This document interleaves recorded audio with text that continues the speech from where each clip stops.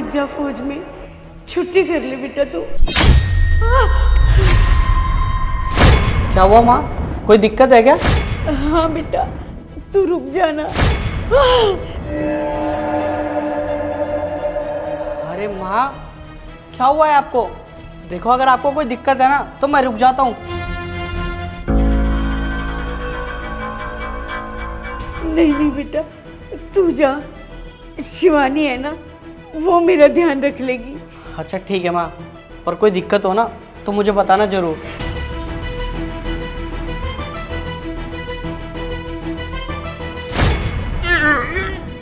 भैया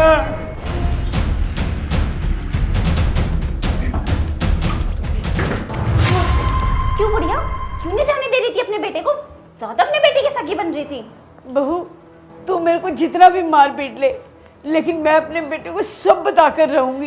तेरे जिंदगी के 4 दिन बचे हैं बुढ़िया, हंसी खुशी गुजार ले उन्हें, वरना अभी तो मैंने तेरा हाथ ही जलाया है, अगली बार में तुझे पूरा ही जला दूंगी। अबे वो सुन बे गांव के गवार, जब मैंने तेरा मुंह पकड़ रखा था तो तेरी हिम्मत कैसे भाई को आवाज लगाने की? तू जानता नहीं कितना बड़ा बदमाश हूं मैं, मिनट से पहले उठवा लूंगा।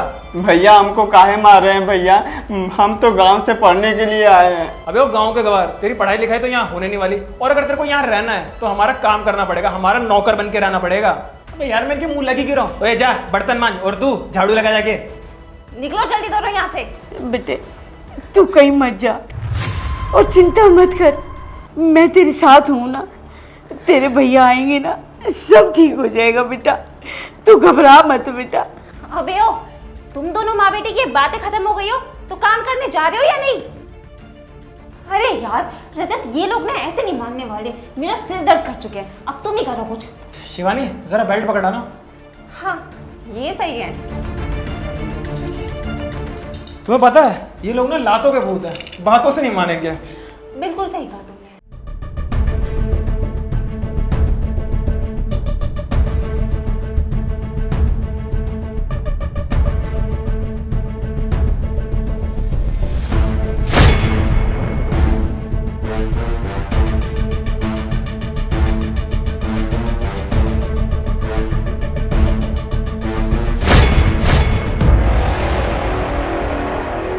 बेटा, भैया मेरा बेटा आ गया, भैया आ मेरा गए। बेटा आ गया।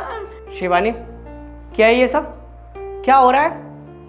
ये मेरी माँ और मेरे भाई के साथ क्या कर रही हो तुम? और तो और ये कौन है? मोहित, तुम इतनी जल्दी कैसे आ गए? मैं कैसे आ गया? मैं ना सुबह गया ही नहीं था, मैंने माँ को देखा ना तो मुझे लगा कुछ ना कुछ गड़बड़ है मेरे घर में, मैं इसीलिए वापसी आ गया। और यहाँ आके देखा तो ये कर रही हो तुम मेरी माँ के साथ? नहीं नहीं मोहित, तुम गलत समझ रहे हो। अरे बस चुप करो, और कितना झूठ बोलोगी? साफ दिख रहा है मेरी माँ की हालत देख के और मेरी भाई की।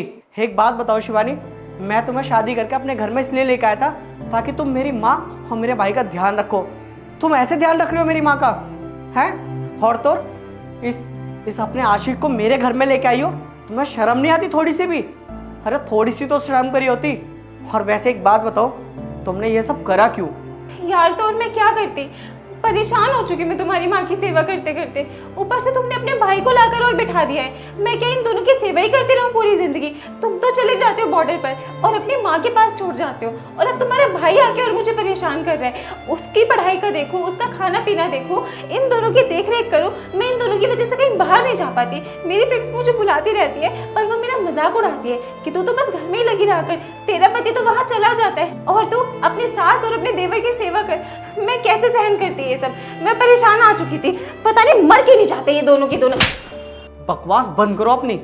और एक बात बताओ, अगर तुम इतनी परेशान थी तो मुझे पहले भी बता सकती थी। अरे मैं तुमसे शादी नहीं करता अगर मुझे पता होती कि तुम मेरे घर का और मेरी माँ का और मेरे भाई का अच्छे से ध्यान नहीं रख पाओगी। और कोई बात नहीं, अभी भी ज़्यादा देर नहीं हुई है। एक काम करो, तुम ना मुझसे डिवोर्स ले लो और रहो अपने इस आशिक के साथ। नहीं नहीं मोहित, प्लीज मुझे डिवोर्स मत देना। मैं तुम्हारे अलावा कहाँ पे जाऊंगी? तुम्हें तो पता ही है ना कि तुम्हारे सिवा मेरा कोई भी नहीं है, मैं कहाँ जाके रहूंगी? और रही बात मम्मी जी की और देवर जी की, मैं उनकी बहुत सेवा करूंगी, पर प्लीज मुझे इस घर से बाहर मत निकालो। प्लीज मुझे एक आखिरी मौका दे दो मोहित, मैं तुम्हें कभी निराश नहीं करूंगी। अच्छा, आखिरी मौका चाहिए ताकि तुम ये सब दोबारा कर सको, है ना? अब ये गलती नहीं करूँगा मैं। एक काम करो, अपनी सासिक को लो और निकल जाओ मेरे घर से, इससे पहले कि मैं पुलिस बुला लूँ। समझी तुम? मोहित नहीं समझ पा रहा है तुम्हें? निकलो मेरे घर से।